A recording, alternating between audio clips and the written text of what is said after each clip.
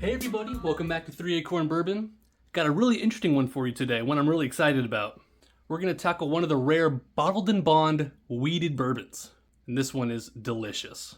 Talking about the Ben Holladay soft red wheat bottled in bond. I know some of you guys are having trouble finding this one. It's not that hard to find in Northern Virginia, and I'm thankful for that because it is delicious. So Ben Holladay Distillery was actually named after Ben Holladay, who was at one point the largest individual employer in the United States. He owned a variety of businesses, including silver mines and saloons and even the Pony Express for a short time. However, the distillery is the only remaining part of Ben Holladay's vast empire. Now, Ben Holladay himself never distilled whiskey, but his name became synonymous with high-quality spirits. And those of you not familiar with Ben Holladay, first off, shame on you. Second, they do bourbons, ryes, and wheated whiskeys. Now, I can't speak for their rye or their bourbon, but their wheated, they do very well. Now, we've covered a few wheated whiskeys on the channel before, and so I don't want to repeat myself, but with a wheat-heavy mash bill, we expect a smoother and sweeter flavor profile compared to a rye-heavy whiskey. Now, I can't speak on this from first-hand experience, but it is rumored that wheated whiskeys can age quicker in these freshly charred American oak barrels, allowing distillers to produce potentially more complex and interesting wheated whiskeys quicker than their rye counterparts. Now, we've covered the distillery, but for the bourbon itself, it boasts a pretty unique mash bill. It utilizes soft red wheat.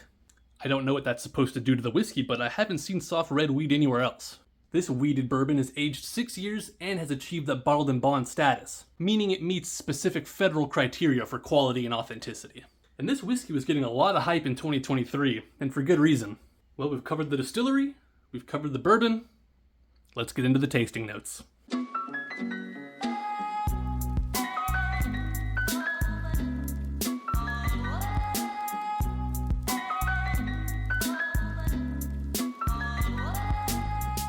Alright, we're starting with the nose. That's really nice. It's soft, it's delicate, it's confectioner sugar, it's baked apple.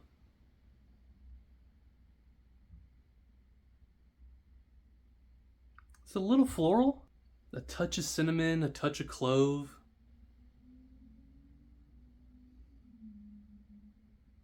You know what's weird? It almost has a little bit of that like Blanton's butterscotch kind of aroma. Obviously with much less rye. It's a great wheated whiskey aroma. Alright, let's get into it.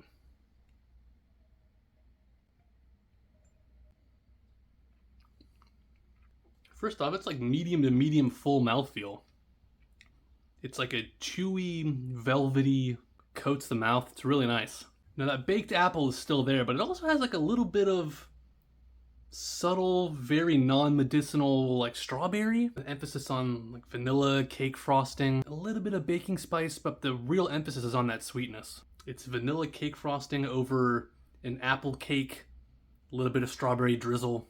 And on the back end, you get chocolate chips, milk chocolate. It's really sweet, it's really nice. The balance is certainly towards that sweet end, but it isn't overpowering. Now on the finish, it actually has one of the longer finishes of any wheated whiskey I've had. That creamy mouthfeel, that sweet vanilla cake frosting sticks around. A little bit of apple pie baking spice, and the oak is more pronounced in the finish than it was on the palate. It's just creamy and it's sweet, and it actually lasts a lot longer than you'd expect. Probably one of the better finishes on a wheated whiskey I've had. This guy's bottled in bond at 100 proof, but it's still very sweet, very approachable, and very tasty. Well folks, that's all I wanted to cover today. It's an absolutely delicious wheater that I highly recommend to anybody. I really appreciate your view, I really appreciate your support, and just remember folks, bourbon, it's made for sharing. So open your bottles, make some memories, and I'll catch you in the next one.